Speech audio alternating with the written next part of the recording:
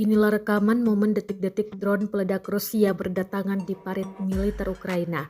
Serangan brutal drone menargetkan tentara Ukraina yang berada di parit dan sekitarnya.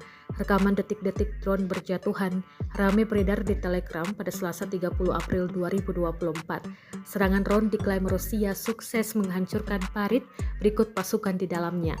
Namun sayangnya tidak dirincikan total korban jiwa maupun kerugian yang diderita militer Ukraina. Kendati demikian, rekamannya kini telah menuai berbagai komentar dari warganet.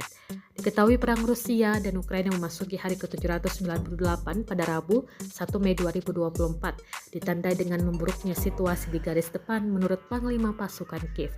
Sementara itu, Rusia yang unggul jumlah personel dan persenjataannya terus merangsek masuk ke garis pertahanan Ukraina.